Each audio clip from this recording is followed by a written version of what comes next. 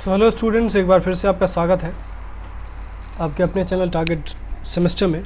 उम्मीद करते हैं कि आपने इसके पहले जो 7 पार्ट्स कवर हो चुके हैं आपके अकाउंटिंग के, जिसमें हमने nature and scope of accounting को कंप्लीट डिस्कस किया है। इसके साथ साथ जो आपका सेकंड चैप्टर है accounting principles, concepts and conventions, उसका भी एक लेक्चर अब ऑलरेडी अपलोड हो चुका है। ये उस सेकंड चैप्टर का सेकंड पार्ट है, ठीक है। इसमें हम डिस्कस करने वाले हैं आगे के प्रिंसिपल्स के विषय में। लेकिन इससे पहले आपने यदि पीछे के वीडियोस को नहीं देखा है तो जाइए और सबसे पहले पीछे के वीडियोस को कंप्लीट करिए, उसके बाद ही इस वीडियो तक आप आइए। दूसरी चीज़, जो बच्चे अभी तक सारथी को ज्वाइन नहीं किए हैं तो डिस्क्रिप्शन में लिंक दिया गया है, सबसे पहले जाइए टारगेट गुरुकुल मोबाइल ऐप को डाउनलोड करिए।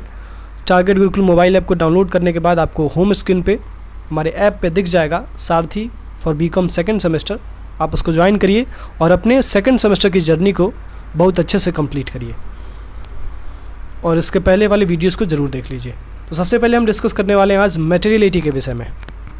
इसके पहले हमने 11 प्रिंसिपल्स को डिस्कस किया था, जिसमें हमने money measurement concept, business entity concept, historical cost concept, revenue recognition concept, full disclosure concept, conservatism concept, ये सारे कंसेप्ट को हमने डिस्कस किया था। आज हम डिस्कस करने वाले हैं मटेरियलिटी और एक और प्रिंसिपल बचा हुआ है उसके विषय में। तो सबसे पहले समझते हैं मटेरियलिटी का मतलब क्या होता है। मटेरियल का मतलब पदार्थ होता है, पदार्थ। तो क्या मटेरियलिटी का मतलब पदार्थ के जैसा ही कुछ है? तो नहीं। मटेरियलिटी का मतलब है कोई भी ऐसी चीज़ जो आपके लिए इम्पोर्टेंट है, ठीक है। So material means something that is relevant for you, that is important for you. Materiality principle हमने आपको बताया था इसके पहले वाले लेक्चर में कि फुल डिस्क्लोजर प्रिंसिपल का अपोजिट है। फुल डिस्क्लोजर प्रिंसिपल क्या है, सबसे पहले आप लोग बताइए। What does the full disclosure principle states? Full disclosure principle क्या कहता है? तो फुल डिस्क्लोजर प्रिंसिपल ये कहता है कि आप अपने बिजनेस का जो भी फाइनेंशियल इन्फॉर्मेशन है वो सारे के सारे इन्फॉर्मेशन अपने यूजर्स तक आप पहुंचाएं। तो व्हाट अबाउट मटेरियलिटी? यदि उसका अपोजिट है तो ये क्या कहता है? मटेरियलिटी कहता है कि सब इन्फॉर्मेशन नहीं पहुंचाना है, आपके यूजर के लिए जो इन्फॉर्मेशन यूज़फुल है केवल वही इन्फॉर्मेशन आपको उस यूजर तक पहुंचाना है। फालतू की इन्फॉर्मेशन यानी इनसिग्निफिकेंट और इमैटेरियल इन्फॉर्मेशन आपको अपने यूजर्स तक पहुंचाना नहीं है। So materiality principle states that insignificant and immaterial facts need not to be disclosed in detail. यानी जो ऐसे इन्फॉर्मेशंस हैं, ऐसे जो फैक्ट्स हैं जो इनसिग्निफिकेंट हैं, उतने ज़्यादा इंपॉर्टेंट नहीं है, उतना ज़्यादा रेलेवेंट नहीं है हमारे यूजर्स के लिए, उसको रिकॉर्ड करना, रिकॉर्ड तो करना है उसको भी, लेकिन उसको डिस्क्लोज़ करना, उसकी खबर, उसकी इन्फॉर्मेशन अपने यूजर्स तक पहुंचाना, this is not important according to materiality principle. तो मटेरियलिटी प्रिंसिपल ये कहता है कि आपके बिजनेस की जितनी भी मटेरियलिस्टिक इन्फॉर्मेशन है, जो भी मटेरियल फैक्ट्स हैं उसको तो आप बताइए, लेकिन जो इमैटेरियल और इनसिग्निफिकेंट चीज़ें हैं उनको बताने की कोई आवश्यकता नहीं है। चलिए आगे डिस्कस करते हैं ऑब्जेक्टिविटी कंसेप्ट। उसका पूरा नाम है वेरीफाइबिलिटी एंड ऑब्जेक्टिविटी कंसेप्ट। तो सबसे पहले हम आपसे पूछना चाहेंगे कि वेरीफाइबिलिटी एंड ऑब्जेक्टिविटी कंसेप्ट क्या होता है। उसके पहले जब आप फर्स्ट सेमेस्टर में थे तो जो भी बच्चे फर्स्ट सेमेस्टर का डॉक्यूमेंटेशन इन बिजनेस का पहला वीडियो देखे होंगे उनको पता होगा, क्योंकि वहाँ पे हमने आपको बताया था कि बिजनेस में डॉक्यूमेंट्स क्यों मेंटेन करना पड़ता है, डॉक्यूमेंट मेंटेन करने से क्या फ़ायदा होता है। उसमें हमने आपको बताया था जब हम आपका ओरिएंटेशन ले रहे थे डॉक्यूमेंटेशन इन बिजनेस का, जब आपको हम इंट्रोड्यूस करवा रहे थे डॉक्यूमेंटेशन इन बिजनेस क्या होता है, उसी लेक्चर में हमने आपको बताया था। तो यदि जिनको नहीं पता है तो उनको हम दोबारा बता देते हैं। देखिए, हमारे बिजनेस में यदि कोई भी ट्रांजैक्शन होता है तो उस ट्रांजैक्शन की प्रॉपर रिकॉर्डिंग की जाती है। क्यों की जाती है? ताकि हम उस रिकॉर्डिंग को एज एन एविडेंस ले सकें। वो रिकॉर्डिंग नहीं है, वो हमारे बिजनेस के ट्रांजैक्शन का एक सबूत है, हमारे बिजनेस के ट्रांजैक्शन का एक एविडेंस है। तो वेरीफाइबिलिटी एंड ऑब्जेक्टिविटी कंसेप्ट ये कहता है कि आपके बिजनेस में जो भी ट्रांजैक्शंस हो रहे हैं उन ट्रांजैक्शंस को आपको सपोर्टिव डॉक्यूमेंट्स के साथ, सपोर्टिव डॉक्यूमेंट्स में उसका इन्फॉर्मेशन आपको रखना है। So the figures shown in the financial statement should have supportive evidence. यानी आपके फाइनेंशियल स्टेटमेंट्स में जो भी आपने ट्रांजेक्शन्स को रिकॉर्ड किया है उन ट्रांजेक्शन्स का एक प्रॉपर एविडेंस होना चाहिए। अब एविडेंस बनाएंगे आप कैसे, तो उसके लिए आप बिल्स और वाउचर्स का प्रयोग कर सकते हैं। तो बिल्स या वाउचर क्या है हमारे बिजनेस के लिए, एविडेंस हैं। किस चीज़ का एविडेंस है कि हमारे बिजनेस में ये ट्रांजेक्शन हुआ है। So verifiability and objectivity concept states that each and every transaction that is being occurred in your business, you have to keep an evidence for such transaction. जितने भी ट्रांजेक्शन्स आपके बिजनेस में हो रहे हैं उन सारे ट्रांजेक्शन्स का आपके पास सबूत होना चाहिए, वो भी पुख्ता सबूत। ठीक है, चलिए आगे डिस्कस करते हैं। तो आपका तो ख़त्म ही हो गया 13 प्रिंसिपल्स। एक बार हम आपसे पूछना चाहेंगे बिजनेस एंटिटी कंसेप्ट क्या होता है, मनी मेजरमेंट कंसेप्ट क्या होता है, गोइंग कंसर्न क्या होता है, अकाउंटिंग पीरियड कंसेप्ट किसे कहते हैं, कॉस्ट कंसेप्ट क्या होता है। जल्दी जल्दी कमेंट सेक्शन में सभी लोग बता दीजिए। देखिए आप लोग सोच रहे होंगे कि कमेंट हम इसलिए करवाते हैं कि क्योंकि कमेंट से रेवेन्यू जनरेट होता है, पैसा मिलता है। आपके 20-50 कमेंट से कुछ रेवेन्यू जनरेट नहीं होता है, जीरो। बस एक तसल्ली मिलती है कि हमारी पढ़ाई गई चीज़ आप तक डिलीवर हो रही है और आप लोगों का समर्थन मिल रहा है। बाकी कमेंट कराने का मतलब आपसे रेवेन्यू कमाना कभी नहीं होता है। बस ये जांचना होता है कि आप क्या सही से पढ़ रहे हैं, क्या हमारी पढ़ाई गई बातें, हमारी समझाई गई बातें आपके जहन तक पहुंच पा रही हैं। यदि पहुंच पा रही हैं तब तो हम सफल हैं, यदि नहीं पहुंच पा रही हैं तो केवल आपकी असफलता नहीं, साथ ही साथ ये हमारी भी असफलता है। और बड़े दुख की बात यह है कि ऑनलाइन मीडियम का डिमेरिट ये है कि हम आपसे इंस्टेंटली सवाल जवाब नहीं कर सकते। यदि हम सवाल जवाब करें भी तो ये आप पे डिपेंड करता है कि आप जवाब देंगे कि नहीं देंगे। अगर आप क्लास में होते तो हो सकता है कि आपको डांटा जाए या फिर आपको कुछ बोला जाए, लेकिन ऐसा नहीं हो सकता है क्योंकि आप कहीं और किसी कोने में बैठ के क्लास में देख रहे हैं, इस क्लास को देख रहे हैं और हम किसी कोने में बैठ के इस क्लास को रिकॉर्ड कर रहे हैं। तो बस आप पूरी ईमानदारी के साथ कमेंट सेक्शन में ज़रूर लिखिए कि क्या होता है अलग अलग कंसेप्ट। जिसको जिसको जो जो कंसेप्ट याद है एटलीस्ट उतना तो आप लिख ही दीजिए, कम से कम आपकी एक राइटिंग प्रैक्टिस भी हो जाएगी और इसी बहाने आपका कीपैड पे थोड़ा सा स्पीड भी, अपने फ़ोन के कीपैड पे आपका स्पीड भी थोड़ा बढ़ जाएगा और मैसेज टाइप करने में व्हाट्सएप पे आपको आसानी होगी। ठीक है, चलिए तो ये 13 प्रिंसिपल्स हमने देखा था। हमको बार बार मैनेजमेंट के 14 प्रिंसिपल्स याद आ जाते हैं, हैंडी फेयल वाले। ठीक है, बड़ा मज़ेदार प्रिंसिपल हैं वो भी। तो बिजनेस एंटिटी कंसेप्ट क्या कहता है कि बिजनेस अलग है और बिजनेस का ऑनर अलग है। मनी मेजरमेंट कंसेप्ट क्या कहता है कि हम उन्हीं ट्रांजैक्शंस को बुक्स ऑफ अकाउंट में रिकॉर्ड कर सकते हैं जिसकी मॉनेटरी वैल्यू है और जिसको मनी के टर्म्स में मेजर किया जा सकता है। अगला है going concern concept. Going concern concept क्या कहता है, ये कहता है कि हमारा बिजनेस लंबे समय तक चलेगा। So going concern concept states that your business will exist for a longer period of time. अगला है accounting period concept. Accounting period concept ये कहता है कि हमारा बिजनेस जो लंबे समय तक चलने वाला है उस लंबे समय को हमको एक ईयर में डिवाइड कर देना चाहिए, अकाउंटिंग ईयर्स में डिवाइड कर देना चाहिए, ताकि हम उस पर्टिकुलर टाइम पीरियड का परफॉर्मेंस मेजर कर सके कि इस पर्टिकुलर टाइम पीरियड के अंदर हमारे बिजनेस ने किस प्रकार का परफॉर्मेंस दिया है। अगला है कॉस्ट कंसेप्ट। कॉस्ट कंसेप्ट को हिस्टोरिकल कॉस्ट कंसेप्ट भी कहते हैं। कॉस्ट कंसेप्ट कहता है कि जो एसेट जिस प्राइस पे एक्वायर किया गया था, जो ट्रांजैक्शन जिस प्राइस पे हुआ था आज से कभी भी, आज से मतलब 10 साल पहले, 5 साल पहले, उस पर्टिकुलर ट्रांजैक्शन को उसी वैल्यू पे हमको दिखाना है, यानी हिस्टोरिकल कॉस्ट बेसिस पे ट्रांजैक्शंस को रिकॉर्ड करना है। अगला है डुअल एस्पेक्ट कंसेप्ट। ये कहता है कि हर ट्रांजैक्शन के 2 प्रभाव होते हैं, हर ट्रांजैक्शन के 2 एस्पेक्ट होते हैं। अगला है रेवेन्यू रिकग्निशन कंसेप्ट, इसको रियलाइजेशन कंसेप्ट भी कहते हैं। ये कहता है कि हमारा रेवेन्यू तब रिकग्नाइज हो जाता है जब हमने गुड्स सेल कर दिए हैं, गुड्स हमने बेच दिया तो रेवेन्यू रिकग्नाइज हो गया।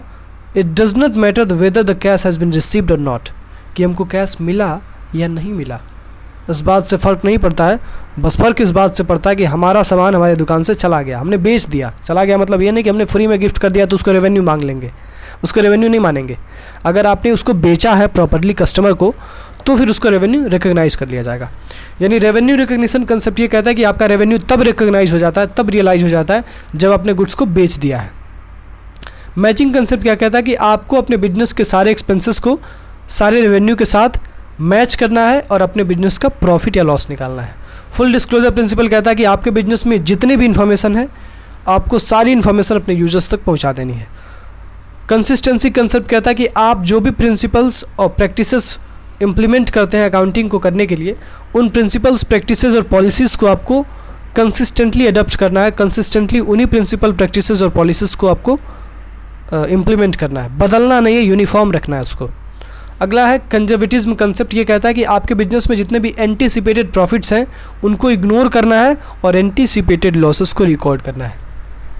आपके बिजनेस में भविष्य में जो होने वाली प्रॉफिट्स हैं, जिनकी संभावनाएं हैं, उन प्रॉफिट्स को रिकॉर्ड नहीं करना है, लेकिन जो हानियां होने की संभावना है भविष्य में, जो लॉसेस होने की पॉसिबिलिटी है फ्यूचर में, उसको ज़रूर रिकॉर्ड करना है। अगला है मटेरियलिटी कंसेप्ट। ये कहता है कि आपके बिजनेस में जितना भी रेलेवेंट इन्फॉर्मेशन है, जितना भी मटेरियल इन्फॉर्मेशन और जितना भी सिग्निफिकेंट इन्फॉर्मेशन है, देखिए कुछ कीवर्ड्स आपको बता रहे हैं मिड टर्म के लिए, आपके बिजनेस के लिए जितना भी मटेरियल, रेलेवेंट और सिग्निफिकेंट इन्फॉर्मेशन है यूजर्स के लिए, उन्हीं इन्फॉर्मेशंस को आपको बताना है। इरेलेवेंट, इनसिग्निफिकेंट और इमैटेरियल इन्फॉर्मेशन को आपको यूजर्स तक नहीं पहुंचाना है। अगला है ऑब्जेक्टिविटी कंसेप्ट। ऑब्जेक्टिविटी कंसेप्ट ये कहता है कि आपके बिजनेस में जो भी ट्रांजैक्शंस हो रहे हैं, उन सारे ट्रांजैक्शंस का आपके पास पुख्ता सबूत होना चाहिए, एविडेंस होना चाहिए। और एविडेंस कैसे बनेगा? बिल बनाइए, वाउचर बनाइए, इससे आप अपने ट्रांजैक्शंस को एविडेंस रख सकते हैं। सो दैट्स ऑल स्टूडेंट्स, आपका यहीं पे अकाउंटिंग प्रिंसिपल्स सारे ख़त्म होते हैं। अब एक अकाउंटिंग प्रिंसिपल बस गया है, वो इस स्लाइड में शायद नहीं है, हम अगला पावर पॉइंट प्रेजेंटेशन आपके लिए बना देंगे, उसमें हम उसको इंक्लूड कर देंगे। ठीक है स्टूडेंट्स, चलिए अगला टॉपिक है सिस्टम्स ऑफ अकाउंटिंग। अकाउंटिंग के सिस्टम्स कितने होते हैं? तो अकाउंटिंग के दो सिस्टम होते हैं। एक होता है डबल एंट्री सिस्टम, जिसके फादर ल्यूका पेसियोली साहब हैं। कौन है? Luca Pacioli. अब ये ल्यूका पेसियोली कौन है भाई? तो Luca Pacioli father of accounting माने जाते हैं, अकाउंटिंग के जनक, जिन्होंने 1498 में अकाउंटिंग की, जिस अकाउंटिंग जो एक सब्जेक्ट आज हम पढ़ते हैं उसको उन्होंने खोजा था, उसके विषय में उन्होंने स्टडी किया था, और सबसे पहली बार अकाउंटिंग का कंसेप्ट ल्यूका पेसियोली साहब ने ही लाया था।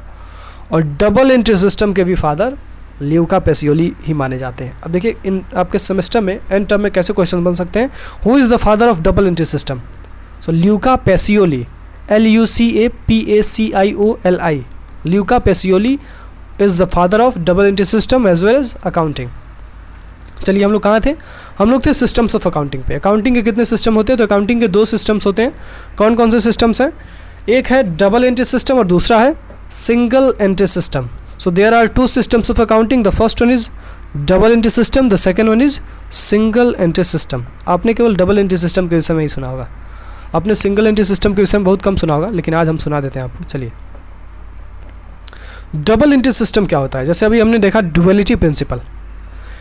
ड्युअलिटी प्रिंसिपल ये कहता है कि आपके बिजनेस में जितने भी ट्रांजैक्शंस होते हैं उसके दो एस्पेक्ट होते हैं, और उन दोनों एस्पेक्ट को आपको अपने बुक्स में रिकॉर्ड करना चाहिए।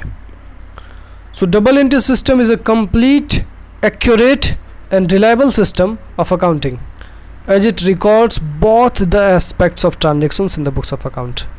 तो जो आपका डबल एंट्री सिस्टम है वो कंप्लीट है, यानी वो पूरा है, एक्यूरेट है और रिलायबल है, यानी विश्वसनीय है और वो सटीक भी है। तो कौन सा ऐसा अकाउंटिंग सिस्टम है जो सबसे एक्यूरेट, सबसे कंप्लीट और सबसे ज़्यादा रिलायबल सिस्टम है? तो this is double entry system, क्योंकि ये सिस्टम ट्रांजैक्शन के दोनों एस्पेक्ट्स को बुक्स ऑफ अकाउंट में रिकॉर्ड करता है। कौन सा अकाउंटिंग सिस्टम ट्रांजैक्शन के दोनों एस्पेक्ट को बुक्स ऑफ अकाउंट में रिकॉर्ड करता है? तो डबल एंट्री सिस्टम ट्रांजैक्शन के दोनों एस्पेक्ट को बुक्स ऑफ अकाउंट में रिकॉर्ड करता है। चलिए अगला है principles of double entry system. अच्छा, डबल एंट्री सिस्टम के भी कुछ प्रिंसिपल्स हैं, उसको हम लोग देख लेते हैं। So there are two aspect for every transaction, debit and credit. हर ट्रांजैक्शन के दो एस्पेक्ट होते हैं। यदि एक डेबिट एस्पेक्ट है तो दूसरा क्रेडिट एस्पेक्ट होगा। दैट इज़ यदि एक रिसीविंग एस्पेक्ट है तो दूसरा गिविंग एस्पेक्ट होगा। यानी किसी ट्रांजैक्शन में यदि हमको कुछ मिल रहा है तो हमको बदले में कुछ देना भी पड़ता है। अगला है both the aspects will be recorded in books of account, और हमारे दोनों एस्पेक्ट्स डबल एंट्री सिस्टम में रिकॉर्ड किए जाते हैं। That is receiving aspect and giving aspect, debit aspect and credit aspect. For every debit there must be a corresponding credit and vice versa. यानी यदि कोई भी ट्रांजैक्शन में कुछ डेबिट हो रहा है तो कुछ क्रेडिट भी होना चाहिए, और यदि कुछ क्रेडिट हो रहा है तो एट द सेम टाइम कुछ डेबिट भी होना चाहिए, तभी आपका ट्रांजैक्शन बैलेंस्ड माना जाएगा। क्लियर है स्टूडेंट्स? चलिए अब अगला डिस्कस कर लेते हैं single entry system of accounting. Single entry system is not complete system of accounting. Under this system in some transactions both the aspects may be recorded and for some others only one aspect may be recorded. It is a mixture of double entry and one entry and no entry. क्या बात है. Single entry system एक incomplete accounting system है जिसमें कभी कभी तो कुछ ट्रांजेक्शन्स के दोनों एस्पेक्ट रिकॉर्ड किए जाते हैं, कभी कभी कुछ ट्रांजेक्शन का केवल एक ही एस्पेक्ट रिकॉर्ड किया जाता है. इसीलिए हम ये कह सकते हैं कि double entry system double entry और सिंगल एंट्री का मिक्सचर है, क्योंकि यहाँ पे कभी कभी कुछ ट्रांजेक्शन्स में दोनों एस्पेक्ट भी रिकॉर्ड किए जाते हैं और कभी कभी कुछ ट्रांजेक्शन्स में केवल एक एस्पेक्ट को ही रिकॉर्ड किया जाता है. ठीक है स्टूडेंट. तो single entry system is incomplete system of accounting. Under this system in some transactions both the aspects of transactions are recorded and in some transactions there is recording is done of only one aspect. केवल एक ही aspect का recording होता है. अगला topic है basis of accounting. Accounting का basis क्या है, आधार क्या है. तो अकाउंटिंग के दो आधार हो सकते हैं, दो बेसिस हो सकते हैं. एक होता है कैश बेसिस ऑफ अकाउंटिंग और एक होता है अक्रूअल बेसिस ऑफ अकाउंटिंग. क्या होता है, एक होता है कैश बेसिस ऑफ अकाउंटिंग और एक होता है अक्रूअल बेसिस ऑफ अकाउंटिंग. अब कैश बेसिस ऑफ अकाउंटिंग क्या होता है समझते हैं. तो कैश बेसिस ऑफ अकाउंटिंग ये कहता है कि आपको उन्हीं ट्रांजेक्शन्स को रिकॉर्ड करना है जिन ट्रांजेक्शन में कैश या तो रिसीव होता है या तो कैश पे होता है. यानी जिन ट्रांजेक्शन्स में कैश का इन्वॉल्वमेंट नहीं है, कैश उसमें शामिल नहीं है, जिन ट्रांजेक्शन्स में कैश शामिल नहीं है उन ट्रांजेक्शन्स को नहीं रिकॉर्ड करना है under cash basis. Cash basis में उन्हीं ट्रांजेक्शन्स को रिकॉर्ड करना है जिन ट्रांजेक्शन्स में कैश या तो मिलता है या तो दिया जाता है. ठीक है. For example receipt and payment account of a not for profit organisation. आपने पढ़ा होगा क्लास 12th में NPO, जो सबसे पहला चैप्टर था आपका, जिसका फुल फॉर्म है NPO का मतलब है नॉट फॉर प्रॉफिट ऑर्गेनाइजेशन. और इसमें 3 अकाउंट्स आप बनाते थे, receipts and payment account, income and expenditure account और तीसरा अकाउंट नहीं था, बैलेंस शीट था. ठीक है. तो इसमें हम लोग देखे थे और कैश बुक में भी यही होता है. कैश बुक में भी और रिसिप्ट एंड पेमेंट अकाउंट में भी आप उन्हीं ट्रांजेक्शन्स को रिकॉर्ड करते हैं जिन ट्रांजेक्शन्स में या तो कैश रिसीव होता है या तो कैश पे होता है. जिस ट्रांजेक्शन में कैश का इन्वॉल्वमेंट नहीं होता है, कैश शामिल नहीं होता है, उन ट्रांजेक्शन्स को रिकॉर्ड नहीं किया जाता है अंडर कैश बेसिस. और अक्रूअल बेसिस इसका उल्टा है. इसमें ट्रांजेक्शन्स की रिकॉर्डिंग कैश के आधार पे नहीं की जाती है. अगर कोई ट्रांजेक्शन हो गया है, भले उसमें कैश मिला हो या फिर नहीं मिला हो, जैसे आपने सामान बेच दिया, कैश नहीं मिला, तो ट्रांजेक्शन तो हो गया ना, सामान आपने बेच दिया, कैश बाद में मिलेगा. This is also a transaction but there is no involvement of cash in this transaction. यहाँ पे कैश का कोई इन्वॉल्वमेंट नहीं है. तो क्या इस ट्रांजेक्शन को रिकॉर्ड नहीं किया जाए? बिल्कुल करना चाहिए. तभी तो पता चलेगा कि उससे हमारा इतना पैसा बकाया है, उससे हमको इतना पैसा लेना है. अगर नहीं रिकॉर्ड करेंगे तो पता ही नहीं चलेगा. तो अक्रूअल अकाउंटिंग में, अक्रूअल बेसिस में हम ट्रांजेक्शन्स की रिकॉर्डिंग करते हैं, चाहे ट्रांजेक्शन में कैश इन्वॉल्व हो या फिर ना हो. For example profit and loss account of a business. हमारे बिजनेस का जो प्रॉफिट एंड लॉस अकाउंट है उसमें हम सारे ट्रांजेक्शन्स को रिकॉर्ड करते हैं, चाहे उस ट्रांजेक्शन में कैश आए कैश ना आए. यदि वो ट्रांजेक्शन हुआ है तो उस ट्रांजेक्शन को रिकॉर्ड किया जाएगा अंडर अक्रूअल बेसिस. ठीक है. That's all students. मिलते हैं अगले लेक्चर में. तब तक पढ़ते रहिए और जल्दी से जाइए टारगेट गुरुकुल मोबाइल ऐप को डाउनलोड करिए और सारथी को ज्वाइन कर लीजिए. सारथी में आपको एक्सक्लूसिव फीचर्स मिल रहे हैं. एक्सक्लूसिव फीचर्स क्या क्या मिल रहे हैं आपको? लाइव डाउट सॉल्विंग सेशन आपके लिए कंडक्ट किया जाता है हर संडे को. उसमें आपके सारे डाउट्स लिए जाते हैं. इसके साथ साथ आपको प्रीवियस ईयर क्वेश्चन पेपर दिया जाता है और आपको मोस्ट इम्पॉर्टेंट क्वेश्चंस दिए जाते हैं. इसके साथ साथ आपको मिड टर्म एग्जाम के लिए नोट्स भी मिलते हैं. अरे यार 200 में क्या चाहते हैं आप? 200 में इतनी कीमती चीज़ आपको दी जा रही है. अगर आप मार्केट में जाएं और केवल एक गाइड खरीदें तो उसकी वैल्यू 60-70 रुपये होगी. और यदि आप 6-7 सब्जेक्ट होगा आपके सेमेस्टर में, 7 सब्जेक्ट के लिए खरीदेंगे तो आप मल्टीप्लाई कर सकते हैं, 420 रुपीज़ हो गया. और वो सारी फैसिलिटी आपको 200 रुपये में आपका सारथी दे रहा है. तो क्यों ना सारथी, बिल्कुल आइए सारथी से जुड़िए और अपनी तैयारी को एक नई दिशा और एक नई ऊर्जा दीजिए. तो दैट्स ऑल स्टूडेंट्स. मिलते हैं अगले लेक्चर में और ऊर्जा बरकरार रखेंगे आप लोग अपनी. ठीक है. सो स्टे फोकस्ड क्योंकि एग्ज़ाम्स करीब आ रहे हैं. That's all.